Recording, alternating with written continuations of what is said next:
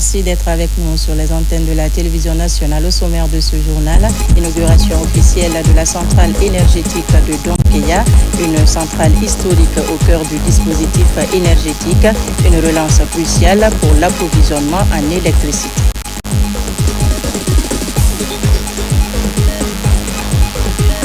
Rétrospective 2025 ce soir, nous revenons sur quelques-unes des réalisations du ministère de l'Information et de la Communication.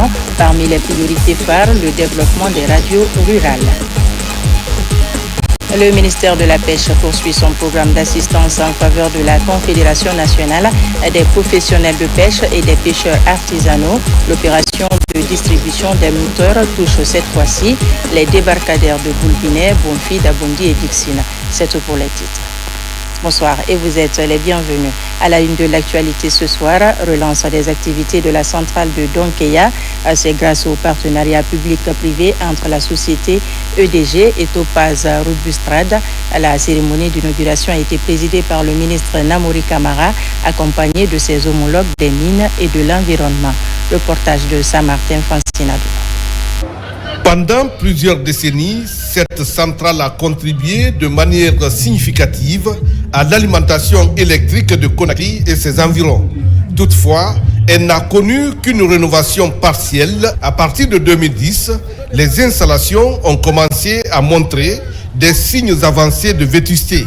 En février 2021, la centrale s'est complètement arrêtée à la suite de défectuosités majeures, privant le réseau national d'une capacité importante.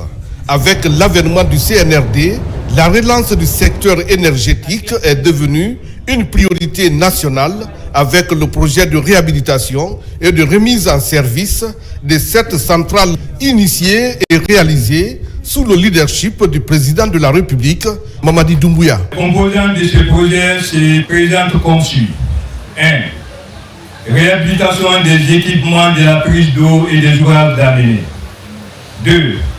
Remplacement des deux groupes avec augmentation de puissance de 7,5 à 8,4 MW. 3. Remplacement des transferts de puissance et réhabilitation du poste d'évacuation 110 kV. 4. Remplacement complet du contrôle commande avec adjonction du SCADA, système de contrôle à distance.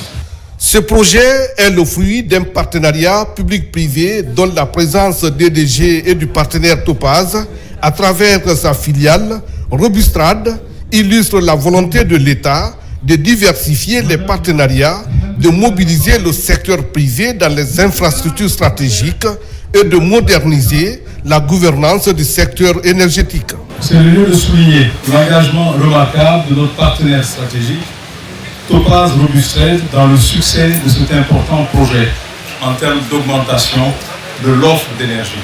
C'est pourquoi à partir de maintenant, cette nouvelle centrale de 17 MW va alimenter nos maisons, nos usines, nos PME, nos PMI, contribuant ainsi à bâtir ensemble une Guinée moderne et développée sous le leadership de son Excellence, Monsieur le Président Mamadi Doumbouya. Cette relation gagnant-gagnant repose sur l'axe 1 de notre plan stratégique 2025-2029 et est bâti conformément au programme Simandou 2040. Le partenariat public-privé, disais-je, est une réalité dans notre pays. En tant qu'entreprise citoyenne, la société Topaz continuera à accompagner les efforts du gouvernement dans l'amélioration des conditions de vie des populations. Le ministre de l'Énergie, entouré de ses homologues des mines et de la géologie, de l'environnement et du développement durable, des responsables des sociétés EDG et Topaz et des autorités administratives régionales, préfectorales et locales de Kindia, préside cette cérémonie dont ce projet traduit la volonté politique de l'État de faire de l'énergie un levier du développement. Je tiens à exprimer ma profonde reconnaissance à son Excellence, Monsieur le Président de la République, Monsieur Mamadi Doumbouya, dont la vision et l'engagement constant en faveur de la souveraineté énergétique inspirent la réhabilitation de nos infrastructures stratégiques et soutiennent le développement durable de la Guinée. contribuant ainsi désormais efficacement à l'alimentation du réseau interconnecté national. Après plus de 50 ans d'existence, la centrale entame une nouvelle ère. Sa réhabilitation et sa remise en service incarnent l'ambition d'une Guinée résolument tournée vers un avenir énergétique plus stable, plus fiable et plus inclusif. Sur la demande de l'unité de gestion, projet IGP, le PDG de Topaz, Ashok, a accepté de rénover et d'équiper entièrement la cité d'habitation des travailleurs de Donkéa. Comment faciliter les échanges commerciaux entre les pays africains et permettre aux opérateurs économiques guinéens d'être représentatifs sur le marché international? La question est en débat à Mamou. Récemment, les experts de la ZLECAF étaient dans la région pour informer et sensibiliser les opérateurs économiques sur les enjeux et l'impact de ce programme sur l'économie guinéenne. RTG Mamou, Mamadou Paté Baldé. La zone libre d'échange continentale est un programme de l'Union africaine qui vise à faciliter les échanges commerciaux entre les pays africains. Ce programme est rentré en vigueur dans notre pays en 2008 dans le but de promouvoir les activités commerciales entre les États africains et permettre aux opérateurs économiques d'être représentatifs sur le marché international. Nous avons réuni ces acteurs parce que c'est le moment de réunir et de faire une sensibilisation, surtout les former sur les programmes prioritaires des organisations régionales, notamment l'agenda 2063 et la zone de libre-échange continentale africaine, parce que c'est très important. Il faut vulgariser ces agendas, il faut vulgariser ces projets et montrer que ces projets sont alignés avec le programme Simandou 2040 pour que chacun puisse se l'approprier. Dans ce élan, le ministère des Affaires étrangères, à travers la Direction générale de l'intégration africaine, retrousse les manches pour accompagner la mise en œuvre de ce vaste programme conformément aux orientations des autorités guinéennes. Et en matière d'accompagnement, c'est formaliser les opérateurs, aussi chercher de les assister, connaître leurs besoins afin de savoir comment il faut les assister. À Mamou, l'ensemble des parties prenantes se rencontrent pour être informés et sensibilisés sur l'impact de ce programme, dont le but est de favoriser la coopération entre les États en matière de libre-échange, aussi et surtout accélérer la croissance économique.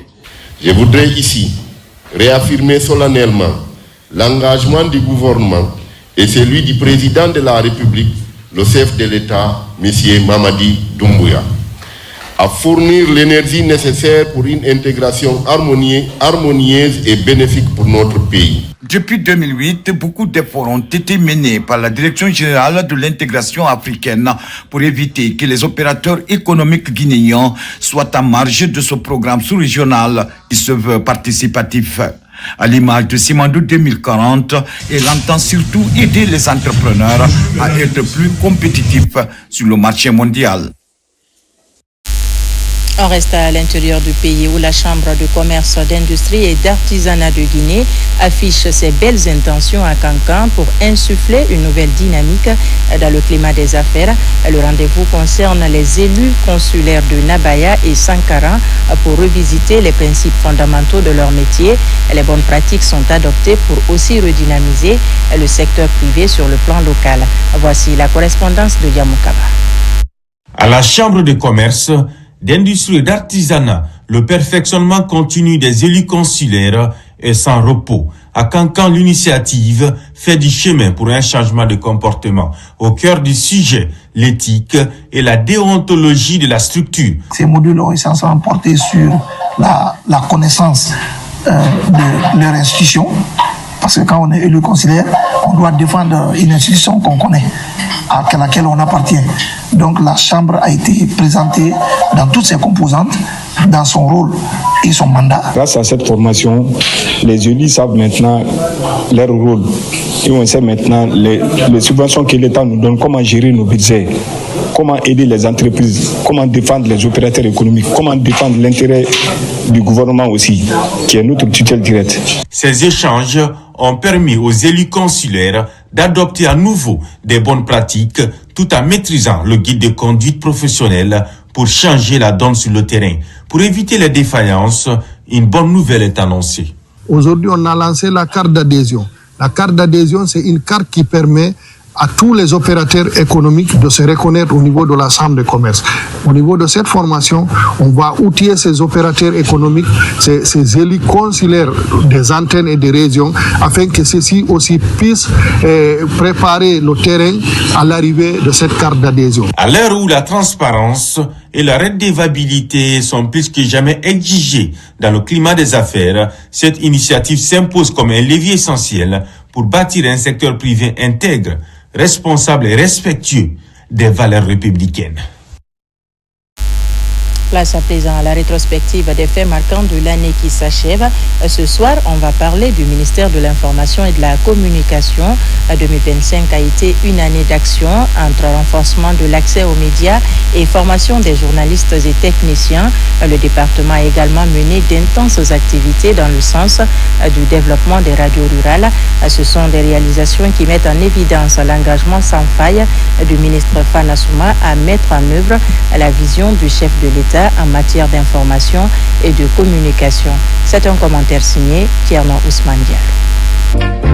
Nommé en mars 2024 ministre de l'Information et de la Communication, puis reconduit à la tête du département en juillet 2025 par le président de la République, Mamadi Doumbouya, Fana Souma est un véritable produit de ce département qu'il connaît très bien pour avoir gravi tous les échelons à la RTJ. Connaissant donc les principaux défis du ministère, il s'est dès sa prise de fonction fixé pour objectif principal l'accès à l'information partout en Guinée. Régulièrement sur le terrain en région, il a procédé à la relance de plusieurs sites de diffusion longtemps abandonnés avec une situation qui empêchait des millions de Guinéens d'accéder au programme de la RTJ. C'est ainsi que dans les zones comme Labé, Sigiri, Kourouza, Farana, les investissements réalisés ont permis le retour des signaux de la radiodiffusion-télévision guinéenne après plus de 10 ans d'interruption par endroit. La réhabilitation du site de diffusion de Kakoulima après d'importants travaux a permis le retour des programmes de la RTG, de la RKS et de la radio rurale de Kindia dans toute la région côtière. Le succès de ce programme réside aussi dans le fait pour les familles modestes de pouvoir enfin accéder au programme de la RTG gratuitement sans passer par un fournisseur d'images, soit avec de simples antennes TV ou à travers des freebox. Parallèlement aux efforts de relance des sites de diffusion, des succès sont aussi enregistrés dans la redynamisation des radios rurales, ces radios de proximité au cœur des communautés villageoises et qui diffusent principalement en langue nationale. À son arrivée, seules 22 des 35 radios existantes émettaient. Suite aux actions entreprises, toutes les 35 radios rurales ont été réhabilitées, équipées et relancées. 4 nouvelles stations de radio rurales sont en outre créées à Banko, à Lola, à Sabadou Baranama et à Kourémali pour désenclaver médiatiquement les zones le long de la frontière avec la Côte d'Ivoire et le Mali notamment. Préoccupé par la modernisation des médias publics, Fana Souma a lancé un important programme d'acquisition d'équipements à la pointe de la technologie pour équiper la RTJ. Parmi les actions d'envergure menées, on note également le développement de la formation à destination des journalistes et techniciens de la presse publique et privée à travers le centre de formation du ministère et le fonds d'appui au développement des médias. Convaincu de la nécessité de favoriser une mutation à l'agence guinéenne de presse et au quotidien national Oroya, le ministre Fana Souma encourage le développement de plateformes numériques de ces deux médias pour leur adaptation au contexte mondial dans le développement des médias. Autant d'actions qui font de Fana Souma un ministre dynamique, acteur majeur de la mise en œuvre de la vision du président de la République, Mamadi Doumbouya, en matière d'information et de communication. Avec le programme Simandou 2040, le ministère de l'Information et de la Communication occupe un rôle stratégique dans la compréhension du méga projet Simandou, son évolution, son impact et dans la consolidation de l'unité nationale. Dans l'actualité également, célébration de la journée internationale de la langue arabe. Ça s'est passé à l'université Générale Lansana Conté de Sonfonia. C'est une initiative de l'Union des écoles arabo-françaises de Guinée en collaboration avec les institutions éducatives et nationales en Guinée. Il y avait au menu des conférences-débats autour de la civilisation et de la promotion de la culture arabe. Nabila Moussa Kamara et Marwan Kamara. C'est la clôture de la semaine ouverte de l'enseignement de la langue arabe, organisée à l'occasion de la Journée internationale de la langue arabe. À l'Université Générale Lansana Conté de Sonfonia, cadre du département langue et civilisation arabe et promoteur de la langue arabe, appelle les autorités à tous les niveaux à s'engager davantage pour l'épanouissement de l'enseignement arabe en Guinée. Nous sommes très heureux aujourd'hui d'organiser cette journée. C'est une journée symbolique pour nous, une journée pour célébrer la langue arabe, mais une journée aussi pour faire en tout cas une autocritique afin que nous puissions trouver des solutions en tout cas envisageables pour le développement de l'enseignement guinéen de manière générale et de l'enseignement franco-arabe de manière particulière. Promouvoir la langue arabe et valoriser la recherche scientifique dans ce domaine en Guinée, tel est le message porté par les responsables religieux, les directeurs d'écoles franco-arabes et les enseignants-chercheurs. À l'ère de la mondialisation, la langue arabe est confrontée à de nombreux défis. Face à ces défis, il est de notre responsabilité collective de renforcer l'enseignement de la langue arabe, d'encourager la recherche scientifique dans ce domaine, de soutenir la production intellectuelle et de promouvoir son utilisation dans les technologies modernes et les espaces numériques. Marquée par de nombreuses activités pédagogiques, culturelles et scientifiques, la semaine ouverte de l'enseignement de la langue arabe a pris fin ce 18 décembre 2025 à l'Université Générale Lansana Conté de Sonfonia. La promotion de la santé communautaire est notre priorité du ministère de l'enseignement technique à Kankan au sein de l'école de soins de santé communautaire. Un nouveau bâtiment R+1 est inauguré pour améliorer les conditions d'apprentissage. C'est un coup de pouce du chef de l'État pour offrir aux apprenants un environnement propice à l'acquisition des connaissances, une première dans la savane guinéenne. Thomas Nessera Diallo, Djamoukaba. L'idéal de soutenir le système sanitaire du pays fait du chemin à Kankan. À l'école de santé communautaire, un établissement pédagogique sort de terre pour améliorer les conditions d'apprentissage. Il va recevoir 150 apprenants dans 6 salles de classe, plus 2 compartiments pour assurer des exercices pratiques. Sa mise en service est une contribution significative du chef de l'État Mamadi Doumbouya, très favorable au bien-être des populations rurales. L'école de soins de santé communautaire vient de très loin, parce qu'elle a été la première école de santé en République de Guinée sous l'ancien régime, créée en 1972. Mais il faut reconnaître que l'école a formé, mais l'école n'a jamais existé. On a toujours évolué, l'école a toujours évolué dans les empreintes de l'hôpital régional de Kankan. Ce n'est qu'en 2021 qu'on a pensé à faire quelque chose pour cette école. Le chef suprême des armées, le général Mamadi Doumbouya, dans son agenda, c'est la santé universelle. La santé pour toutes les paisibles populations. La santé pour les cas pris en charge sanitaire. Réinvestir dans l'école de santé communautaire de Kankan, en lui donnant des moyens nouveaux et de la visibilité dans nos temps, dévoile aussi la feuille de route du ministère de l'enseignement technique. Au nom du gouvernement de la République de Guinée et sous la haute autorité de son Excellence, Monsieur le Président de la République, Mamadi Doumbouya, nous réaffirmons l'engagement à poursuivre la modernisation de l'enseignement technique et de la formation professionnelle pour une Guinée forte, souveraine et solidaire. Autre avantage, l'augmentation du nombre d'élèves en santé communautaire pour lutter efficacement contre le désert médical en milieu rural. Et puis les mères et leurs nouveau-nés admis dans la maternité de l'hôpital Ignasdine. Offre de soulagement à l'Institut de nutrition et de santé de l'enfant. Sanitaire et le Centre national de nutrition ont été dotés d'équipements modernes par l'AFIBEG, une ONG de la place. Les précisions avec Nabi Kamara. Offre de soulagement à l'Institut de nutrition et de santé de l'enfant, également à la maternité de l'hôpital Ignasdine.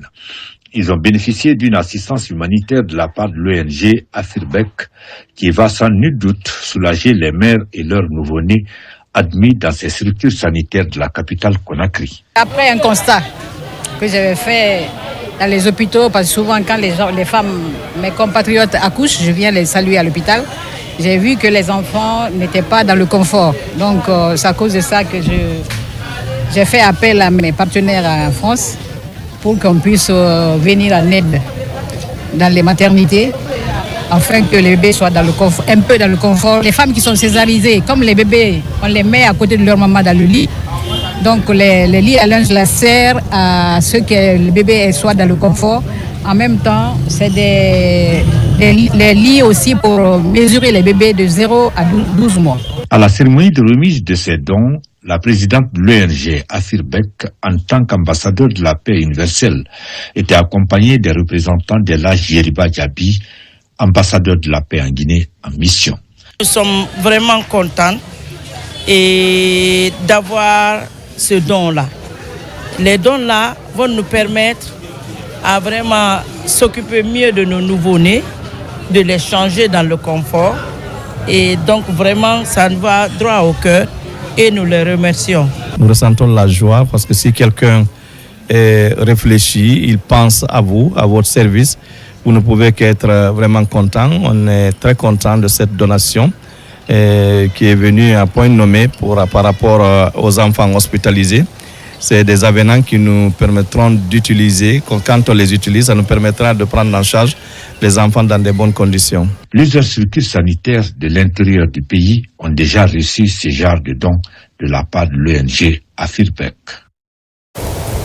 Sur un autre plan, conformément au plan d'aménagement et de gestion des pêcheries maritimes de 2025, la campagne de pêche tend à sa fin. L'année qui s'achève a été marquée par une adhésion massive des acteurs du secteur aux mesures de préservation de la biodiversité. Pour l'exercice 2026, l'administration des pêches réaffirme son engagement avec le renforcement du système zéro tolérance à l'égard de la pêche illicite non déclarée et réglementée. Au micro d'Algassi Mouba, réaction du ministre de la Pêche et de l'économie maritime. La campagne de pêche 2025 ouverte le 1er janvier 2025 s'achève le 31 décembre 2025 à 23h59. Cette clôture marque une étape décisive dans notre stratégie nationale de gestion durable et responsable des ressources halieutiques. Des évaluations scientifiques directes approfondies et réalisées par le Centre national de sciences halieutiques de Boussoura ont permis de connaître la biomasse des ressources halieutiques. Les conclusions de ces travaux ont servi de socle de l'élaboration du plan d'aménagement et de gestion des pêcheries maritimes 2026. Ce document stratégique garantit désormais une exploitation rationnelle des biomasses fondée sur les données actualisées et une définition précise du potentiel exploitable. Pour l'exercice 2026, le ministère de la Pêche et de l'économie maritime réaffirme son engagement avec le renforcement du système zéro tolérance à l'égard de la pêche illicite, non déclarée et non réglementée. Au nom de Monsieur le Président de la République, Son Excellence Mamadi Doumbouya, et sous la coordination de Monsieur le Premier ministre, chef du gouvernement, Amadou Ouriba, je déclare officiellement close la campagne de pêche 2025 et ouverte solennellement la campagne de pêche 2026 à compter du 1er janvier 2026 à 0h. Et puis ce communiqué de la Direction générale des élections DGE. La Direction générale des élections DGE adresse ses vives félicitations à l'ensemble des électeurs, aux forces de défense et de sécurité, ainsi qu'à toutes les parties prenantes du processus électoral pour leur sens élevé de responsabilité, leur engagement citoyen et leur contribution déterminante qui ont permis de faire le 28 décembre 2025 une journée électorale apaisée, marquée par le calme et la paix sur toute l'étendue du territoire national. Par la même occasion, la DGE porte à la connaissance de l'opinion nationale et internationale que la proclamation des résultats provisoires partiels entamée le lundi 29 décembre 2025 se poursuivra le mardi 30 décembre 2025 à partir de 22h au siège de la Direction générale des élections. À cet effet, la DGE invite les membres du gouvernement, les représentants des institutions nationales et internationales internationale. Les candidats à l'élection présidentielle ou leurs représentants dûment mandatés, ainsi que l'ensemble des parties prenantes au processus électoral, à honorer de leur présence à cet instant solennel qui constitue une étape majeure dans le déroulement du processus électoral et dans la consolidation de la démocratie dans notre pays. La Direction générale des élections remercie toutes les parties concernées pour l'intérêt constant porté au processus électoral et compte sur la mobilisation de chacun. Conakry, le 30 décembre 2025, la directrice générale des élections, Mme Kamara Diena Boutouri. À 48 heures après la tenue du scrutin présidentiel, la proclamation des résultats provisoires et partiels se poursuit. Déjà, certains candidats ont reconnu leur défaite et par la suite ont reconnu la victoire du candidat Mamadi Doumbouya. Il s'agit de Mohamed Chérif Tounkara qui vient de féliciter le président élu dès le premier tour et Bouna Keïta. Nous vous invitons à les suivre au micro de nos reporters. Guinéens et Guinéennes, mes chers compatriotes, les résultats de l'élection présidentielle du 28 décembre 2025 ont consacré la victoire au candidat de la génération pour la modernité et le développement. J'adresse mes chaleureuses félicitations à M. Mamadi Doumbouya pour sa brillante élection. Je lui souhaite plein succès dans l'exercice de son mandat. Je salue le calme, la sérénité et la discipline dans lesquelles ce vote s'est déroulé grâce aux autorités qui n'ont ménagé aucun effort pour sa réussite. Je remercie le peuple de Guinée et particulièrement les Guinéens qui ont voté Mohamed Chérif Tounkara MST pour leur maturité, leur engagement et leur mobilisation. Je leur exprime ma reconnaissance et ma profonde gratitude. J'invite le peuple de Guinée à se mobiliser et à m'accompagner pour soutenir M. Mamadi Doumbouya, le président de tous les Guinéens, afin de l'aider à réaliser son programme de société. À la suite des élections du 28 décembre 2025, chers Guinéens, membres du RGP, Rassemblement pour une Guinée prospère, chers militants et militantes, c'est un grand jour, c'est de tourner d'autres pages pour la Guinée. Je félicite le candidat de GMD, Monsieur Mamadi Doumbouya. C'est la Guinée qui gagne. Mon parti et moi, on se met à la disposition du président Mamadi Doumbouya pour bâtir la Guinée ensemble. Je reconnais le candidat du GMD. Vive la Guinée. Je vous remercie. Dans la journée, deux autres candidats ont aussi reconnu la victoire du candidat Mamadi Doumbouya. Il s'agit de Hadiama Kale Kamara et Abdoulaye Kourouma. Je vous l'annonçais dans les titres, le ministère de la Pêche et de l'Économie maritime poursuit son programme d'assistance en faveur de la Confédération nationale des professionnels de pêche et des pêcheurs artisanaux. L'opération de remise de moteurs hors bord touche cette fois-ci les débarcadères de Boulbiné, Bonfi, Dabondi et Dixine. Objectif, améliorer les conditions de travail des pêcheurs artisanaux. Mamadi Gassama. Tout comme à Ratouma, les pêcheurs artisanaux de la commune de Kaloum reçoivent à leur tour un lot important de moteurs hors bord. Un geste de la Confédération nationale des professionnels de pêche pour accompagner le département de tutelle dans sa dynamique d'approvisionnement des marchés en produits halieutiques. Le président soucieux d'accompagner nos pêcheurs artisans qui approvisionnent notre marché local à hauteur de 70% en poissons, a tenu à ce que le ministère soit à côté des pêcheurs artisans pour les accompagner. Et ceci s'inscrit dans le cadre de l'amélioration de la souveraineté alimentaire. des Guinéens. Puisque la pêche artisanale, si elle est accompagnée, il va de soi que nous allons soulager le panier de la ménagère. Ça va de soi que nous allons permettre aux Guinéens de manger nos produits halieutiques de manière décente. Même son de cloche à Matam, Bessia et Dixine. Là également, une dizaine de moteurs hors-bord a été distribués avec pour objectif élargir leur champ d'action et améliorer les conditions de travail des pêcheurs artisanaux. Les moteurs que vous voyez ici, ça c'est pour les pêcheurs. On donne à travers la Confédération nationale des professionnels de la pêche gratuitement aux pêcheurs, pour pousser les pêcheurs à partir pêcher et pour que les marieuses et les fumeuses puissent bénéficier du poisson et que la population puisse vraiment comprendre que la pêche est en train d'évoluer. Cette opération de distribution va toucher tous les débarcadères de Conakry. L'ambition des initiateurs est de ravitailler en quantité et en qualité nos marchés en produits halieutiques. On met le cap sur Oulada, où le développement local se concrétise sur le terrain, de Banko à Kébeya en passant par Badiko. Plusieurs chantiers d'infrastructures sociales de base ont été officiellement lancés.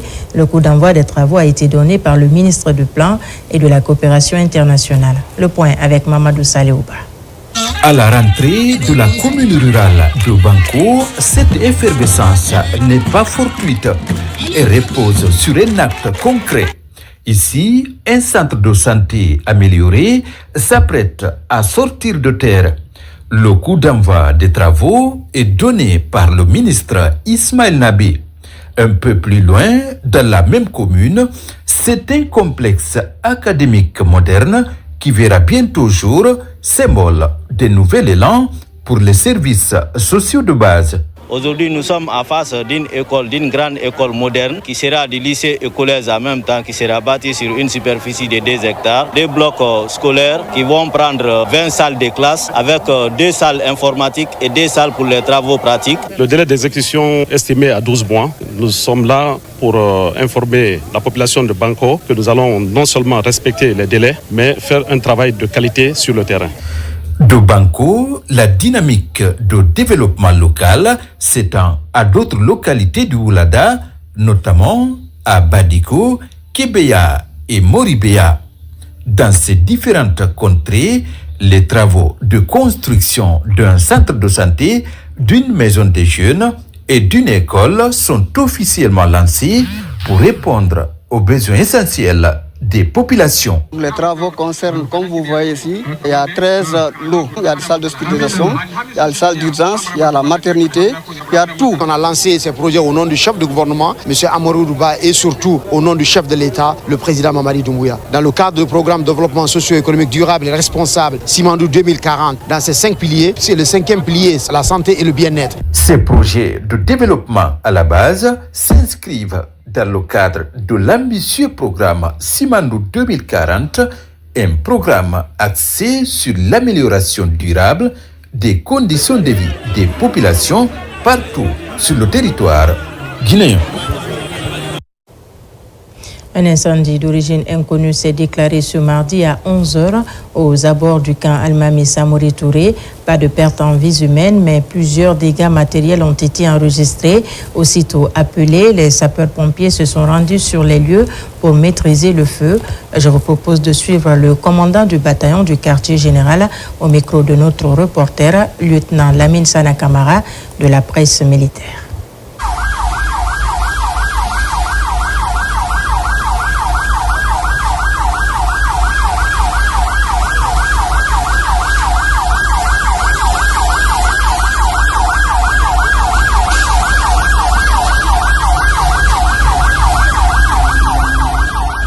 Ce jour, environ 11h, il y a un incendie qui s'est déclaré à l'extérieur du camp Almami Samori Touré, plus précisément sur la corniche côté mer. Et pour le moment, le bilan provisoire que nous avons aucune perte en vies humaines, et que la situation est sous contrôle grâce à la promptitude des services techniques des sapeurs-pompiers qui sont sur place. Et nous sommes en parfaite coordination avec eux. La sécurité du camp est pleinement assurée. Donc je tiens à remercier tout un chacun pour la promptitude et je tiens aussi à vous informer que les activités militaires continuent normalement. Et les enquêtes seront menées et la population sera informée des enquêtes qui sont en cours. Et je tiens à rassurer tout le monde que les installations du camp et aux abords du camp totalement sécurisées. Et puis, une délégation du ministère de la fonction publique s'est rendue dans la ville sainte de Touba. Elle a rencontré les sages et les califes de Touba. Pour l'occasion, une journée de lecture du Saint-Coran a été organisée à la grande mosquée de Touba. Des invocations ont été faites pour le pays. Nabila Moussa Kamara, Morlaï Souma. Pour solliciter les bénédictions des sages et des califes de Touba, une délégation du ministère du Travail et de la fonction publique s'est rendue dans la ville sainte de Touba. Une initiative portée par un fils du terroir avec pour objectif de formuler des prières en faveur de la Guinée. Nous demandons à l'État de sauvegarder l'islam tolérant qu'il y a à Touba pour ne pas que l'évolution qui s'annonce qui pousse les gens à aller au-delà de ce qui est autorisé. C'est-à-dire Touba, c'est une ville sainte.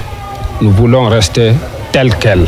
Notre pays a besoin de bénédiction, notre pays a besoin de prière. Cette ville est fondée sur la lecture du Coran et sur la bénédiction. Je viens ici dans ce sens, à travers nos pieux prédécesseurs, pour que les sages ici puissent nous faire des bénédictions pour le président de la République, Inch'Allah, pour la population, toute la population de la Guinée. Soutenue par le ministère du Travail et de la fonction publique, cette démarche a donné lieu à plusieurs activités à caractère spirituel. En ce dernier vendredi du mois de décembre 2025, dans l'enceinte de la grande mosquée de Touba, une prière collective suivie de rencontres avec les leaders religieux est organisée. Terme de cette journée de prière et de lecture du Saint-Coran, la délégation est reçue par le calife général de Touba. Un cadre d'échange au cours duquel les autorités religieuses et locales ont formulé des bénédictions et évoqué certaines difficultés auxquelles fait face la localité. Hors de nos frontières, c'est un vibrant hommage rendu à Souri Kandia Kouyaté près d'un demi-siècle après sa mort. L'événement se passe à New York, une initiative de quelques proches de sa famille. En toile de fond, immortaliser les œuvres de ce grand griot qui nous a quittés en 1977. Notre reporter Mohamed Kamara commente les images de Daouda Bangoura. 48 ans après sa disparition, l'artiste Souri Kandia Kouyaté est encore présent dans le cœur et l'esprit de ses proches. Ici à New York, un vibrant hommage lui est rendu à travers des prières pour le repos de l'âme du disparu. Je ne fais que remercier tous les Guinéens de New York qui se sont mobilisés, être reconnaissants avec la famille et puis 48e anniversaire du vieux. Donc ça ne fait que nous remonter pour donner de plus et puis construire l'avenir à travers ça pour la transmission et puis pour nos petits-enfants et d'autres artistes aussi, surtout au fond de la culture guinéenne. Avant sa mort et dès 1960, on lui confie la direction de l'ensemble instrumental et choral de la radiodiffusion nationale de Guinée. 4 ans plus tard, il est nommé directeur adjoint du Ballet national d'Yoliba. La trajectoire de Souri Kandia Kouyaté s'est brutalement interrompue le 25 décembre 1977. Il meurt foudroyé par ce qui semble être une crise cardiaque. Tout ce que je peux dire, c'est de vous remercier. Et ce que vous aviez fait pour moi ce soir, que le Tout-Puissant Allah arrive à vous donner la récompense. Il y a un adage qui dit que tant que tu peux faire du bien, il faut le faire. N'attends pas une récompense. Seul le bon Dieu, le Tout-Puissant Allah, notre Créateur, qui peut te donner la récompense. Et ça serait la meilleure récompense. Médaillé d'or au Festival international des folklore en Italie en 1964, médaillé d'or du Festival panafricain d'Alger en 1969, Grand Prix de l'Académie Charles Cros en 1970, avec sa voix suave et sublime, Feu Sorikanja Kouyaté a marqué son époque avec des répertoires qui traversent les temps modernes. Un mot de sport dans ce journal. La ville de Fria abrite le championnat national de boxe. La compétition réunit plusieurs clubs de l'intérieur du pays ainsi que ceux de la zone spéciale de Conakry. Piloté par la Fédération guinéenne de boxe, le tournoi suscite un grand engouement au sein de la population de la cité de l'Alumine. Le récit avec Adam Amara. C'est par ce défilé géant des clubs participants que le championnat national de boxe a officiellement démarré dans la préfecture de Fria. Au total, 12 clubs sont en liste dans cette compétition nationale avec pour objectif promouvoir la boxe à l'échelle locale, vulgariser la discipline et détecter les talents émergents. Un sentiment de joie et de satisfaction que vous-même vous vivez avec nous. Regardez ce beau monde. Regardez-moi l'engouement que ça suscite. Et c'est très important. Vous voyez, il est quelle heure? Vous voyez la jeunesse. Ça va encourager les jeunes à venir faire la boxe, à rentrer la boxe et à produire des futurs champions capables de représenter la Guinée à l'échec international. Délocalisée à Fria, cette compétition bénéficie de l'implication active des autorités du ministère des Sports, mobilisées pour assurer la réussite de ce rendez-vous sportif national. Sur le ring, les athlètes livrent des combats intenses déterminés à décrocher les médailles. J'ai beaucoup apprécié l'effort fait par cette fédération-là, parce que non seulement elle parvient à organiser son championnat, mais aussi elle parvient à le délocaliser à l'intérieur du pays. C'était bien passé quand même. Il est très bien quand même. Quand même, il est bien, mais bon. Je suis plus intelligent que lui, c'est pourquoi je l'ai battu quoi. Gauche-gauche, et bien quitte. Gauche-gauche, droite, gauche-gauche, et bien quitte. Ça, il est utilisé. Avec gauche-droite, gauche-gauche. Ça. Ville sportive par excellence, Fria a répondu présente. Le public massivement mobilisé autour du ring a animé cette première journée par des acclamations, des ovations, galvanisant les boxeurs dans une ambiance électrique et festive. Et puis, la police nationale, fidèle à sa mission de protection des personnes et de leurs biens, déploie à cet effet un dispositif sécuritaire sur toute l'étendue du territoire national. C'est pour encadrer et sécuriser les festivités de fin d'année. À cet effet, la police a fait une déclaration que je vous propose de suivre. Communiqué. À l'occasion des festivités de fin d'année 2025, la Direction générale de la police nationale, soucieuse de la sécurité des personnes et de leurs biens, informe l'ensemble de la population du déploiement d'un important dispositif sécuritaire sur toute l'étendue du territoire national afin de réduire les risques d'accidents de la circulation et garantir une atmosphère de paix et de sérénité durant ces jours de fête. À cet effet, des barrages filtrants seront mis en place, notamment en zone urbaine, afin de réguler la circulation et de limiter les vitesses des engins roulants. Les agents déployés sur le terrain sont appelés à faire preuve de professionnalisme et de vigilance afin de détecter et prévenir tout mouvement subversif susceptible de perturber le bon déroulement de ces festivités. La Direction générale de la police nationale rappelle à la population que ces agents seront fortement mobilisés avant, pendant et après les festivités afin de garantir la sécurité de tous et invite aussi les citoyens à la vigilance et au respect scrupuleux du code de la route. Par ailleurs, le numéro vert 117 reste ouvert 24 heures sur 24, 7 jours sur 7 pour tout besoin et elle exhorte également les parents à la vigilance et à la responsabilité vis-à-vis de leurs enfants pour faciliter le travail des agents déployés sur le terrain. La Direction générale de la police nationale, à travers son directeur général, l'administrateur général de police, Djenaba Sori Kamara, réaffirme sa détermination à garantir des fêtes de fin d'année paisibles, tranquilles et sécurisées. Et pour terminer, suite à une vidéo devenue virale sur la toile, tendant à mettre en jeu la crédibilité du scrutin du 28 décembre, la cellule nationale de veille est montée au créneau pour rétablir la vérité. Marie-Angélique Bangoa. Sur les réseaux sociaux, une vidéo largement relayée prétend montrer des agents d'un bureau de vote appelant au boycott du scrutin du 28 décembre 2025. Une allégation formellement démentie par la cellule de veille qui a apporté des preuves techniques et factuelles aux médias présents. Tout d'abord, nous avons fait remarquer que la vidéo n'est pas forcément tournée en Guinée. Elle est tournée dans un coin de la planète qui n'est pas forcément la Guinée, rien ne le montre. Nous avons démontré que les kits, n'est-ce pas, électoraux qui ont été mis à disposition des bureaux de vote par le soin de la Direction générale des élections ne sont pas totalement sur la table. Nous avons aussi constaté que le bureau de vote dans lequel, n'est-ce pas, la scène a été tournée présentait, n'est-ce pas, une certaine obscurité. Or, sur le milliers de bureaux de vote de la Guinée, la DGE a cru devoir procéder au choix des bureaux de vote qui soient caractéristiques d'accessibilité, mais aussi d'éclairage. En période électorale, avant, pendant et après le scrutin, les populations sont souvent exposées à des campagnes de désinformation visant à créer la confusion, la peur ou la défiance vis-à-vis des institutions. Toutefois, grâce au travail méthodique et académique des cellules de veille, l'information est recadrée.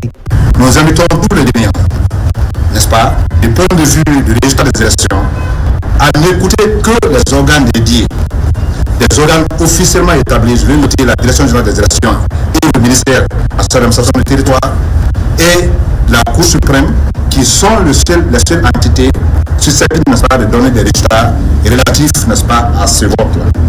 Toute autre source d'information parallèle et non accréditée ne pourrait conduire qu'à la désinformation et on doit prêter beaucoup attention. Basée au niveau de Skynet, la cellule de veille poursuit son travail de surveillance permanente de l'espace numérique. Elle s'emploie à anticiper, détecter et neutraliser toute tentative de manipulation de l'opinion et de perturbation de l'information en ligne, réaffirmant ainsi son engagement pour un processus électoral transparent, inclusif et respectueux des valeurs républicaines. Voilà qui m'a fait à ce journal. Merci de nous avoir reçus chez vous. L'actualité se poursuit sur notre site le www.rtgguinée.info. Je vous dis à très vite pour d'autres informations de la Guinée, notre paradis, terre de richesse et d'innovation.